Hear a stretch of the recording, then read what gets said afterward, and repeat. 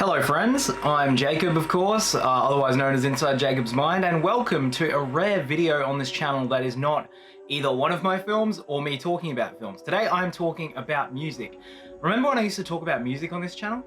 Well, another year in music gone down the drain. I'd hate to see where it's headed. In 10 years' time, all good music will likely be dead and buried. I hope we can one day look back on this era and remember the good music from it, not these sloppy dumps that I've just mentioned, though they will probably leave a brown stain on the music industry for many years to come. Yeah, let's never speak of that again. But I've gotten really heavily back into music in the past year and a half or so, and 2020, the year from hell, it's been art like films and music that have gotten us through this year. So, considering I've listened to a ton of new stuff this year, I figured I'd make a video talking about some of my favorite albums, because I don't want to bring all the negativity that I used to on this channel going, Justin Bieber sucks, right? But yeah, no, I'm a less angry person. My tastes have changed a lot, so I just thought this would be a fun video to make. So I'm doing a top 20 list of my favorite albums of this year. Preface this by saying, one, I don't know jack shit about music. I don't know how to make it. I'd probably struggle to tell you what genre something fits into without looking it up. So this is purely subjective, and the only criteria here is what I enjoyed and what stuck with me, really. So yeah, just take this at face value. It's just me, a guy, talking about stuff. Anyway, I am going to start with a few honorable mentions that I have, and those are Anna von Hausswolf's All Thoughts Fly, The Flaming Lips with American Head, Natalia Lafourcade's Un Canto por Mexico Volume 1, The Amazing Devil with The Horror and the Wild, Helena Deland's Someone New, and Kelly Lee Owens with Inner Song. And on to the top 20. Number 20 is the debut solo album from Norwegian guitarist Hedwig Molestad, and that is Echidna. This is like a really rockin' jazz fusion album, and it's not a genre I've listened to a ton of lately. I've got a friend who's trying to educate me in that regard, thanks Josh. But I know this is really fun. It's just like 6 or 7 tracks, and it's sort of not bookended, but there's 2 standout really long tracks on there. The title track and Anti-Lone, which is just, yeah, it builds to some great heights. There's just some really rockin' guitar playing on this thing. Number 19, Irish pop goddess Rasheen Murphy with Rasheen Machine. I'm a big fan of Rasheen Murphy, everything she's done from back when she was with Moloko and all of her solo stuff. This might be her best solo record yet, to be honest. And this is her going full disco on Rasheen Machine. Like, not disco revival pop songs with some bloody strings thrown in and everything. This is like full disco. And really just listen to the song Murphy's Law. It is awesome, and if you like that, you'll probably like the rest of this album. It takes a while to get going, but definitely worth a listen. Number 18 is Lyanna Harvest with her new solo album, Lyanna Harvest, self-titled. This is just really great R&B music, and I think it's a step up from her previous 2 albums because it feels a bit more stripped back and a bit more raw and a bit more personal. And the fact that she's named like her third, I think it's her 3rd or 4th album, and that's the one she's gone self-titled. It feels like her like coming into her own as an artist and saying, yeah, this is me, this is my sound. There's a really awesome cover of Radiohead's Weird Fishes on here, and the song Bittersweet is a fucking anthem. So yeah, wonderful album. Number 17 is Annie with the album Dark Hearts. I haven't heard any of her other music before, definitely would like to, but I guess the best way I can describe Dark Hearts is like, it's like the feeling of just driving alone at midnight, I guess. It's sort of synth poppy, but it feels very nocturnal and very, I won't say dark, but yeah, it's very mellow, and it feels like you could project any sort of meanings onto it. There are some really fun songs on here, and just, yeah, I kind of think of this the same way I think of like the soundtrack to the movie Drive, speaking in movie terms, the only way I know how. Yeah, it's just, it feels like a very nocturnal album, and very good vibes. Number 16 is Sparks with their new album, A Steady Drip. And Sparks have been getting it done for decades, like probably 50 years at this point, since like the late 60s. And they're just this awesome glam pop rock duo, these 2 brothers. If you haven't listened to their album Kimono in My House, it'll change your life. But no, this just proves they're in their 70s, their voices still sound amazing, and they have not lost their weirdness one iota. There are a couple songs on here that are a bit boomerish, like, okay, yep, iPhones are bad, I get it. But no, this is a wonderful album, and very, it's optimistic, but it also is like, maybe the future's a bit cooked, I don't know. But yeah, it's a lot of fun, this one. Number 15, maybe the most aptly titled album for this year, and that is The Strokes with the new Abnormal. This one doesn't reinvent the wheel. It's a lot of the sound from them that we've come to love, and yeah, I really don't have anything that in-depth to say. It's just great indie rock, and it proves that, you know, there can still be great indie rock like that in this day and age. The Adults Are Talking is probably my favorite track of this, and I think it hits upon some real emotion in this one. And they sing about all kinds of stuff. Like there's one song where they just sing about the Mets, and yeah, I think they put their hearts into this one, and it's really fun, and yeah. Number 14 is the band Hum, coming back with their first album in like nearly 20 years, I think, with the album Inlet. And look, all I gotta say about this one, I love the sound, and it's just so entertaining. Yeah, most of the songs sound pretty similar to each other, but it's just this sort of shoegazy alt metal type sound, and they build and build all these awesome walls of sound throughout the album. The vocals kind of take a back seat to just these crashing guitars and everything, and yeah, this one's just aesthetically one of my favorite records of the year. Number 13 is Irish post-punk band Fontaines DC with the album A Hero's Death. There is still some great post-punk coming out. Protomata dropped a pretty good album this year as well, but this is probably my favorite of the bunch within that realm. It's pretty simple, it's pretty old school, but it's a rockin' good time, and it hits on those same sort of dark misanthropic tones that maybe Joy Division sort of did. And just, I don't know, the lead singer's Irish accent is really just entertaining and it adds something to the record. So yeah, I'd be keen to check out their other album after hearing this one. I really enjoyed it. Number 12 is Poppy with the pop metal album I Disagree, and this is actually the first album I heard from 2020, I think. And look, I just enjoyed the shit out of it. This is one of those records that sort of spoke to the 12-year-old in me, like that sort of Linkin Park new metal loving sort of person. So yeah, it's a little bit edgy, but like it's so much fun. The song Don't Go Outside, I've banged more times than just about any other song this year. It's just so much fun. You wouldn't think, because it blends. Some songs are just straight pop, like synth pop, and then some songs are just straight like new metal, and sometimes it's all in the same song, and it shouldn't work, but it does. And yeah, I enjoyed this way more than I would have expected to, I think. Number 11 is Ella Minus, or Minus, I'm not sure how to pronounce it, sorry, with the album Acts of Rebellion. I gotta thank my friend Josh for recommending me this one, because yeah, this album is awesome. It's like just sort of modern house pop, and it just, oh, you're having a rave in your bedroom, just sitting there listening to it in your headphones. And I mostly just love this album because, I mean, it's all great, but there are 3 songs on here that I've just been coming back to over and over because they just slap so hard. El Cielo de Nardi, Megapunk, and They Told Us It Was Hard, but they were wrong. 3 awesome house songs, and yeah, probably my favorite album within that sort of realm. Yeah, it just makes me want to dance when I listen to it. It is so much fun, and it has an air of darkness about it too, which is something I always enjoy. Definitely recommend this one.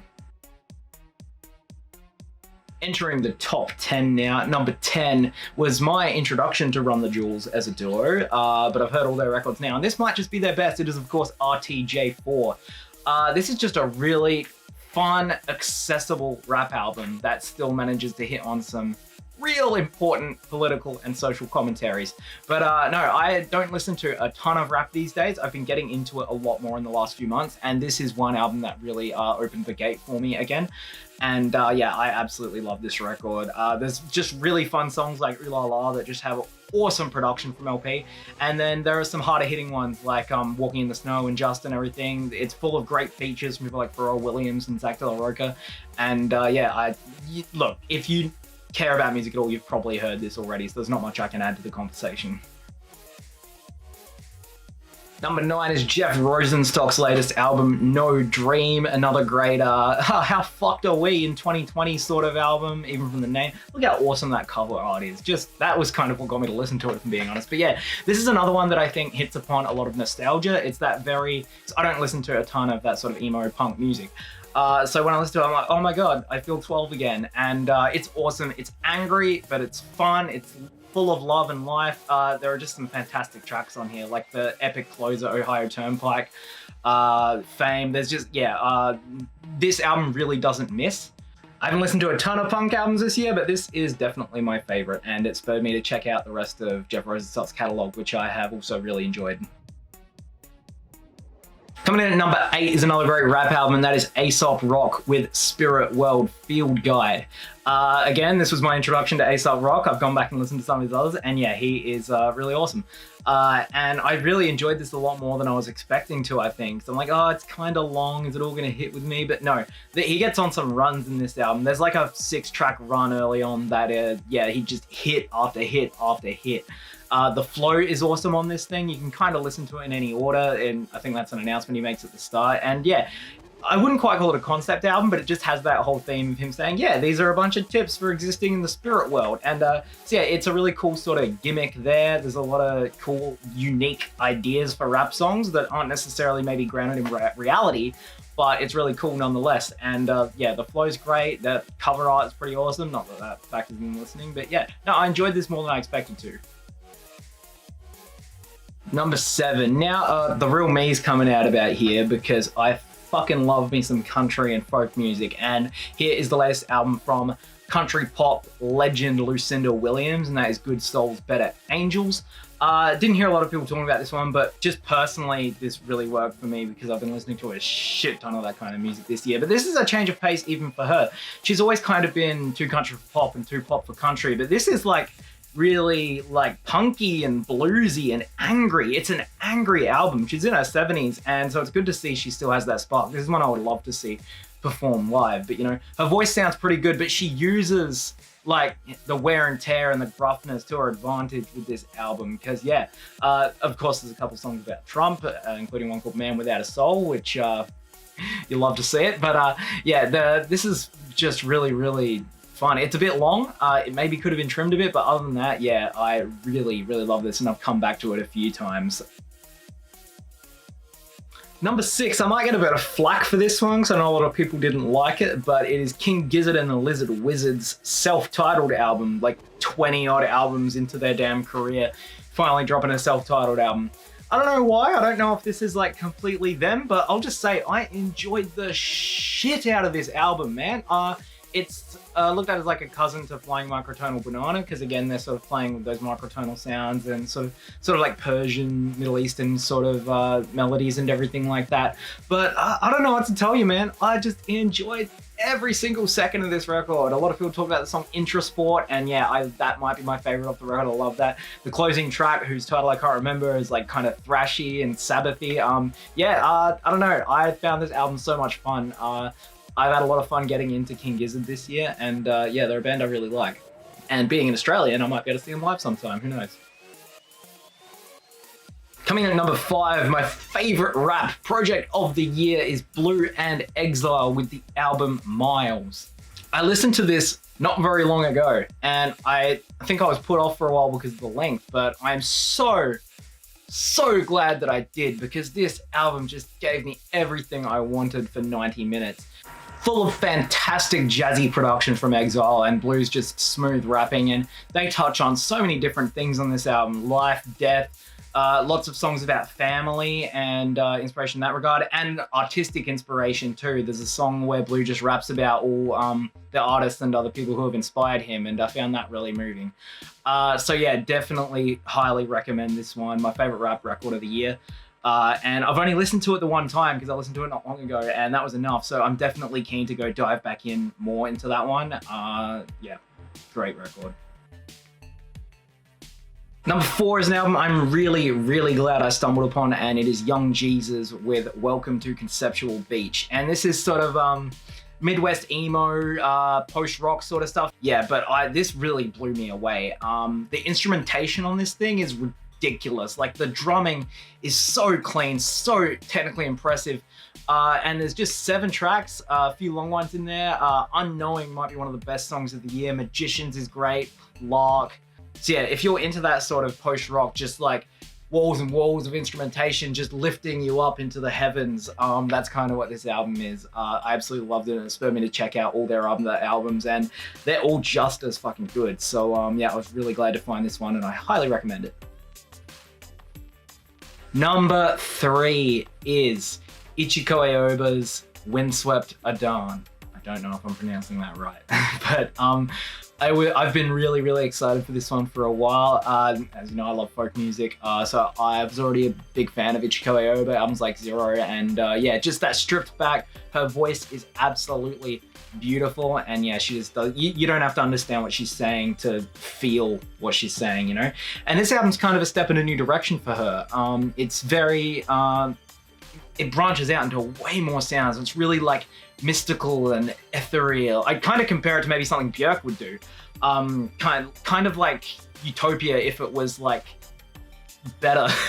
I don't want to say that, but yeah, this just really is really transportational. It takes you to another world. Like that cover, it's like her swimming, and it really feels like you're swimming in this vast ocean of sound. Her voice soars on this thing, and I found myself being moved to tears here and there on it, despite not knowing what she was saying. I've listened to this a few times, and yeah, it is maybe the most beautiful album of the year sonically. Yeah, so I'm really glad Ichiko Aoba came out with this. I think it might be my favorite of hers.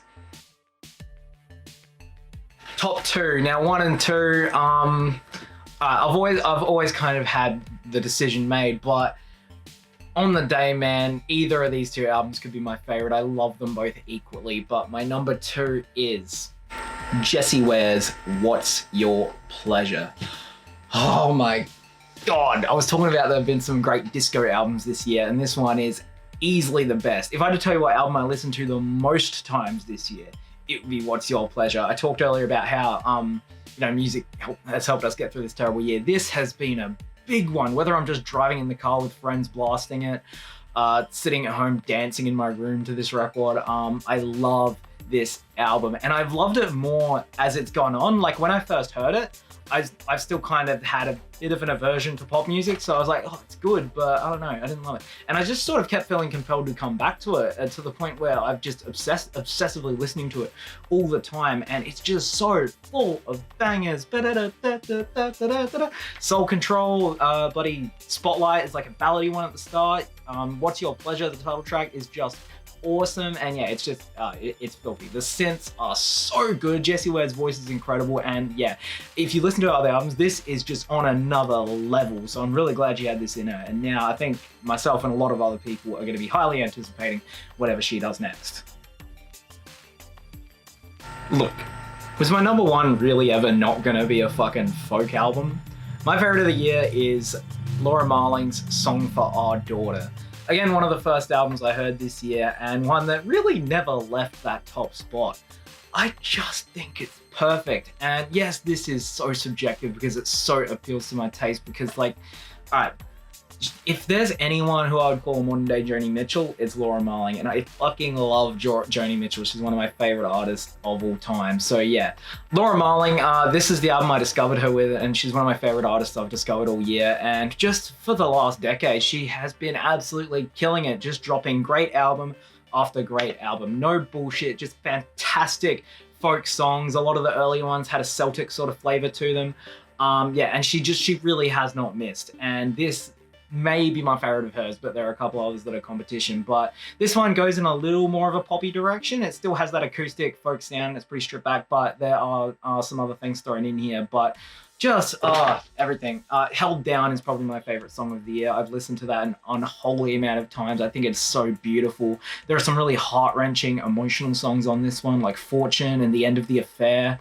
And just really fun ones like Alexandra and Strange Girl sing, and it's all sort of, I don't know if it's a concept album, but it's just, yeah, her singing to her potential future daughter, singing about life and what the world's going to throw at you, and yeah, all the hardships you'll face, but all the beauties you'll face. And yeah, I don't know what else to say. I love this album so much, and I thank it forever for helping me discover who is now one of my favorite artists. So if you haven't heard it, I highly recommend it. And that is it for my list of favorite albums of 2020.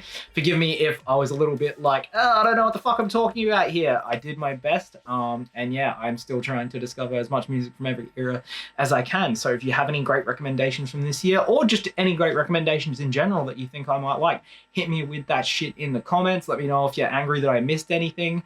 Thank you for watching. Stay tuned for my best films of 2020 list. Despite it being a messed up year with a lot of stuff getting delayed and pushed back, there's still been a ton of fantastic releases this year that I'm really, really keen to talk about. So yeah, thank you. I hope you have a wonderful new year. It may already have been New Year after you watch this. I don't have a computer right now. Have a good one.